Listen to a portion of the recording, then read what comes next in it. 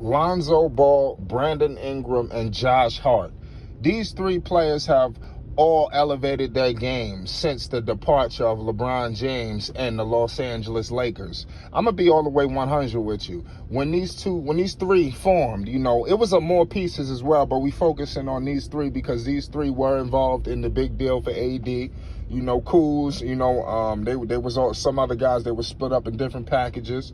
But these three, I'm telling you, I thought that I would have at least envisioned them to finish their careers, together. I would have never thought in my wildest dreams that Lonzo Ball and Brandon Ingram would not play together anymore. I honestly thought that was a marriage, and a basketball marriage that was going to be around for the next 15 to 20 years easily.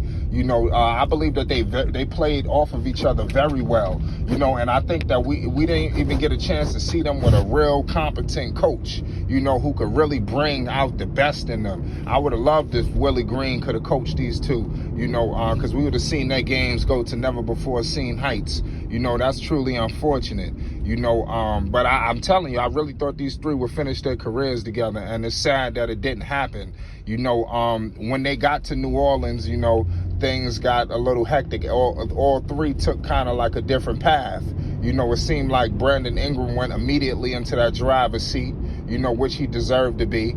Lonzo Ball, it was like I said, it was hard to even get footing in with him, especially with the coaching regime. Gentry had him all over the place, and then we don't want to get into what happened with Van Gundy. Josh Hart was more that role player guy. He was just that Swiss Army knife. He would have just did whatever it takes. I think he was the lowest maintenance. I think Lonzo, I think they just didn't have the same priority they had, for Brandon Ingram. It felt like the deal was really for Brandon Ingram, and everybody else was just filling, because they didn't really give him a competent offer either, Lonzo. Like I said, I just think that that situation could have been managed a lot better. But I mean, that's water under the bridge now, but let's keep it. We got to keep it 100. They all have elevated their game since the departure of, leaving King James. Lonzo Ball, you already know what he's doing. He's just coming off, averaging 13 points, 42% from the field, great shooting from the three-point range, 5 rebounds, 5 assists. And that was just, with limited minutes, due to the injury. His injury situation was crazy. He didn't even get a chance to play the full season, which was truly unfortunate. Brandon Ingram, I mean, come on, BI's all world. This season, the man averaged 22 points, shooting 46% from the field, 5 rebounds and 5 assists as well. I want to see Brandon Ingram take his assist numbers up. I think that's the next evolution of Brandon Ingram's game. I think the guy is so talented. He's already shown that he can move it. I think it's time where BI could get his assist numbers up to a good 8 or something. That's what I truly think. BI should be hovering around 7 to 8 assists a game easily. I just feel like, even in Los Angeles, like BI still was showing his thing. Even Lonzo, of course, Lonzo's rookie year, you definitely, seen the flash. He was also got himself injured in that year. He put up 10 points. He shot 36% from the field, 6 rebounds and 7 assists. So you've seen signs of a possible triple-double threat very young. And mind you, that was with injuries with Luke Walton. People don't even remember the way Lonzo's minutes was getting dangled all over the place his rookie season. It was truly, a sight to behold, what was going on. Brandon Ingram, he was just all world. He showed the signs at a young age. Like right after Kobe retired, here comes B.I. B.I. as a rookie, he put up 9-point shot, 40% from the field. His second year, he ups the percentage. He goes up to 16 points, shooting 47% from the field. So it's just a constant progression, with Brandon Ingram, to where he is today, which is just a complete scoring machine. When LeBron James got there, I do believe when LeBron got there, I think that they thought it was all going to work out, but I don't know what it was. But it seemed like LeBron was not feeling Brandon Ingram. I don't know if it was his alpha mentality, but it was something that was not clicking and not gelling for whatever reason. But I tell you what, LeBron made a sad, sorry mistake, because he's paying dividends for letting these guys go. You look at all of these issues going on in LA, it's because they traded all of these players. You know, these guys are the answer to all of his issues right now, and, you know, it's nothing they could do about it. You know, they still looking for their point guard. Josh Hart is a monster. You know, his first 2 years in LA, he averaged 7 points. You know, he finished this year. Hear this out, ladies and gentlemen. When he went to New Orleans, he continued to up his game. This year, when he just finished, you know, in Portland, the man averaged 19 points per game, you know, and shot 50% from the field, ladies and gentlemen. I'm here to tell you right now that Josh Hart is becoming a scorer.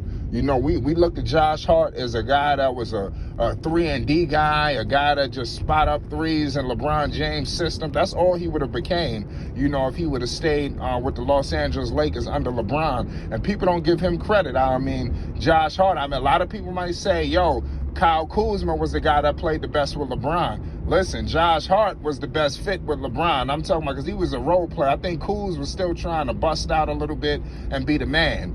Josh Hart was just the perfect plug-in fit with LeBron. But for some reason, his name got thrown in the deal. His name was looking like it was safe. You know, because in the beginning stages of the Anthony Davis deal, his name wasn't coming up. Kuzma's name was in it. Lonzo name was in it. But Josh Hart was in the back. You know, and then all of a sudden, you know, at the last second, his name was involved. So it's very tricky on how that deal all went down. You know, but I know the Lakers are kicking themselves and letting this talent walk out the door.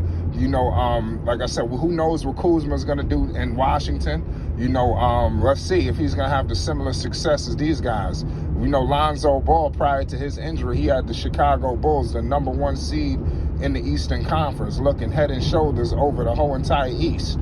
You know, he goes down, you know, they come down to earth, you know. So this is the situation that, you know, Lonzo's teams find themselves in. And that's no difference to what happened in Los Angeles. If the people remember the debacle that happened in LA, you know, when Lonzo went down, LeBron went down Christmas Day, you know, they was the 4th seed. You know, they slipped all the way to 7th. This is before the play-in and everything. So they still was in position to make the postseason. They was treading water, and then out of nowhere, Lonzo gets hurt, and then they just bottom the hell out. You know, they not in nothing. They not in the picture. They ain't in the shit. You know, so it was disheartening, you know, to say the least. But, you know, to be honest with you, these three, they're truly just getting their careers started. Some of them are just entering their prime. You know, I believe that Brandon Ingram is reaching his prime. Lonzo didn't even scratch the surface. Neither did Josh Hart. These are 3 young players, you know. I don't even think Brandon Ingram is even scratching the surface of his prime either. This is how young these guys are. Brandon Ingram is just so superior, just a scorer. You know, it's just crazy. It's just like, I mean, seriously, he do give me chills on how he scores. You know, Lonzo Ball, his facilitation is just godlike, you know, and then we all know Josh Hart is just the quintessential 3-and-D, the quintessential role player, and one of the best role players we have in the league today. He could play on all 30 teams. His skill set is impeccable. LeBron James and the Los Angeles Lakers, you know, yeah, y'all got that bubble chip, you know, but I tell you what, y'all would have eventually won a championship with these young guys. And I believe that you could have got multiple championships. But I believe the organization only settled and rushed for one. But we'll never know. It's Flight Sports TV. Let's talk about it.